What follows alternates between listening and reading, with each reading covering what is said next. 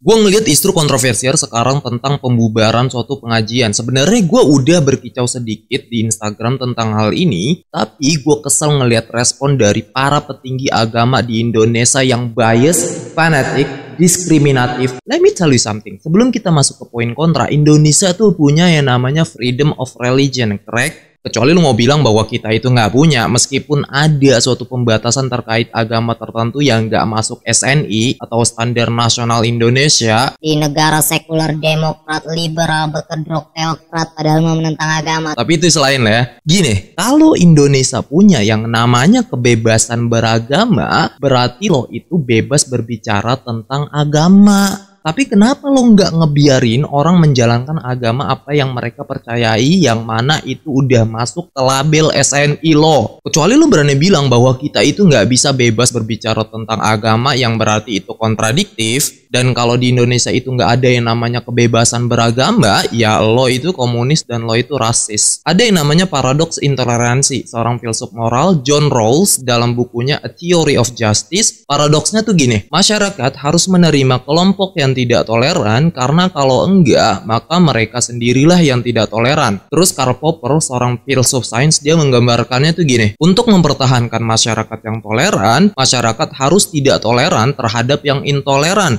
Kalau masyarakat yang disebut toleran membiarkan adanya yang tidak toleran, maka masyarakat tidak lagi toleran. Gue kasih lo analogis. Katakanlah lo itu suka strawberry es krim. Sebagai pencinta es krim strawberry, tapi ada sekelompok orang yang gak suka es krim strawberry. Sebagai pembenci es krim strawberry. Dan mereka itu gak setuju sama lo, terus mereka itu menyerang lo saat ngeliat lo lagi makan es krim strawberry lo. Terus ngebubarin setiap orang yang lagi makan es krim strawberry, terus ngebakar setiap toko yang ngejual es krim strawberry. Oke? Kalau pencinta strawberry melawan pembenci strawberry, berarti lo itu sama fanatiknya dengan mereka yang benci es krim strawberry. Itu paradoksnya. Tapi terkait kontra dalam isu ini, sebenarnya itu siapa yang intoleran? Dengan analogi si penyuka es krim strawberry dan pembenci es krim strawberry. Dalam buku Karl Popper, The Open Society and Its Enemy, dia bilang toleransi tanpa batas akan mengarah pada hilangnya toleransi. Maksudnya tuh gini, toleransi itu ada batas, betul? Kalau kita benar-benar toleran terhadap suatu ketidakadilan yang terjadi di masyarakat kita, maka toleransi secara keseluruhan akan berakhir. Ini ada bagian lain dari paradoks ini. Dari analogi sebelumnya tuh, kalau para pembenci strawberry dalam analogis ini akan terus mengganggu, membatasi, merusak, membubarkan orang yang menyukai es krim strawberry dan membakar tokonya tanpa melakukan apapun untuk mencoba menghentikannya, demikian hal itu akan memusnahkan es krim strawberry beserta tokonya. Jadi, kalau masyarakat secara keseluruhan baik-baik aja melihat hal ini, melihat orang atau kelompok yang intoleran, maka hak dan kebebasan akan musnah. Masalahnya di sini adalah, dalam konteks ini, sebenarnya siapa yang intoleran? Kenapa sifat intoleran itu selalu ada di pihak yang sering merasa dirinya toleran? Jadi siapa sebenarnya yang harus dibubarkan di sini?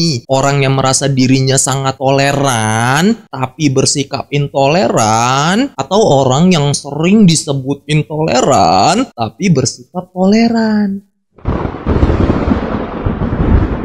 Kita balik lagi ya ke kontra dalam isu ini, Salafism. Biasanya sekte yang membenci mereka itu menyebutnya sebagai Wahabi, bukan Salafi. Ini terminologi umum yang sering digunakan dari pihak oposisi mereka. Kalau secara etimologi, Salaf itu orang terdahulu. Mereka menyebut diri mereka sebagai pengikut dari As-Salafus Sholih atau orang-orang solih terdahulu dengan metode ortodoks neo-ultra konservatif dalam permasalahan agama. Jadi, cara mereka menyikapi permasalahan agama itu semua balik ke Allah, firman dari Allah, waqala Rasulullah, sabda dari Muhammad SAW, dengan cara menegakkan yang namanya manhaj atau metode berislam yang berpacu kepada sahabat, tabi'in, dan tabi'ut tabi'in. Mereka itu bukan menolak mazhab yang merupakan hasil kesimpulan dari ijtihad ulama yang bermanhaj, melainkan menolak taklid atau fanatik terhadap mazhab tertentu. Jadi, dalam Salafism itu banyak ditemukan orang yang berbeda mazhab tetapi tetap mengambil metode bermanhaj yang sama, yaitu salaf. Tetapi kebanyakan dari mereka mereka itu Hanabilah atau bermadzhab Hambali yang berpacu kepada Imam Ahmad bin Hambal rahimahullah ta'ala. Awal mula gerakan metode berislam ini bisa dimulai dari Syekhul Islam Ibn Taimiyah rahimahullah, hidup sekitar di abad ke-13. Seorang Asy'ariyah bermadzhab Hambali. Asy'ariyah itu berbeda dengan Asy'ariyah. Singkatnya begini, Asy'ariyah itu bersistem teologi tradisional, skripturalis atau literal. Asy'ariyah itu bersistem teologi tekstual, rasional, dan dialektika. Kurang lebih itu singkatnya begitu. Setelah itu mungkin ditegakkan kembali oleh Syekh Muhammad bin Abdul Wahhab rahimahullah yang hidup di sekitar abad 18, seorang Asy'ariyah bermadzhab Hambali. Dan itu menjadi terminologi umum Wahabi yang dibuat oleh pihak oposisi dari Salafis. Gue bukan Salafi ya, gue nggak pernah mengklaim sebagai Salafi. Karena menurut gue yang mengaku Salafi itu harus dengan tindakan, bukan dengan perkataan. Dan bukan cuma itu, cabang dalam Salafisme itu banyak. Mereka itu sama, pukul-pukulan satu sama lainnya. Kalau bahasa kasarnya itu begitu.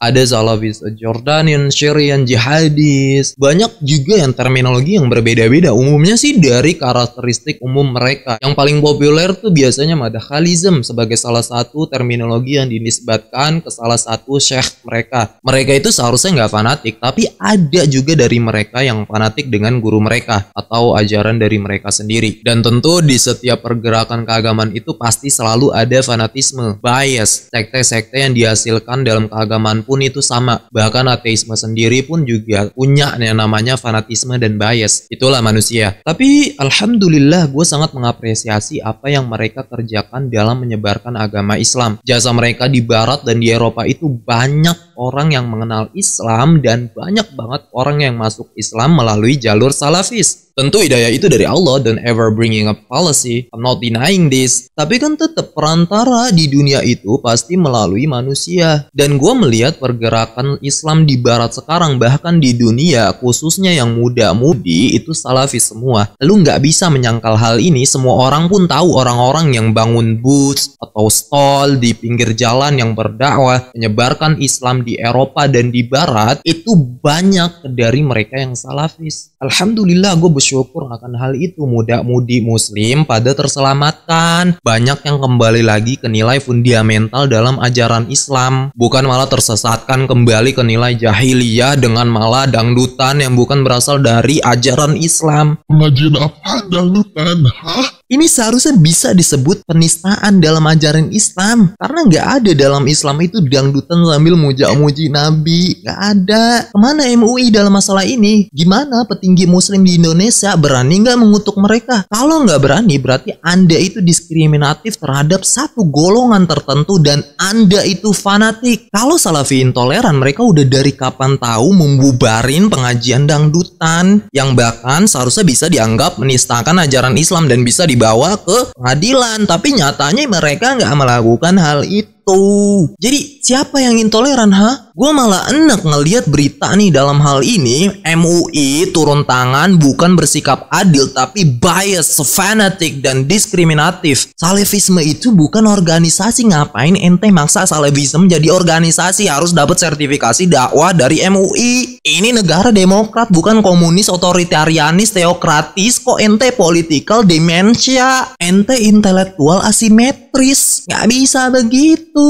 And by the way, organisasi itu memecah belah, bukan malah menyatukan. Gak ada istilahnya menyatukan, mana ada namanya juga apa? Organisasi, pengelompokan, pasti memecah bukan menyatu. Ustadz Syafiq Riza Basalamah hafizahullah, beliau dokter, dosen kuliah di Universitas Islam Madinah. Itu sertifikat dia. Ngapain diminta sertifikat lagi MUI? Seharusnya intelektual simetris lah, dia kan ceramah nih. Ceramahnya ada di publik di mana-mana ada. Kalau kontroversial dan memecah belah umat pasti dia udah di penjara. Tapi nyatanya kagak. Kalau masalah jawaban dia yang nggak enak diterima di telinga lo, ya itu mah masalah perspektif, subjektivitas, fanatisme lo. Lo nggak suka Salafis dengan alasan bahwa mereka suka memecah belah, padahal mah Allah sendiri yang suka memecah belah. Paradoks. Itu selalu jadi pertanyaan gue. Kenapa? Kalau lu nggak setuju sama mereka, ya lu berdialog. Rasionalitas diutamakan, bukan emosionalitas. Sebenarnya ya, lu itu pada takut beda aliran atau lu takut kebenaran sih? Genuinely. Kalau lu takut beda aliran, lu berdiskusi, lihat siapa yang yang paling benar di antara lu. Tapi kalau lu ngebubarin pengajian, ya berarti lo itu takut kebenaran, bukan takut beda aliran. Lo di Amerika mayoritas non-muslim, pengajian di masjid sendiri itu nggak bakal dibubarin.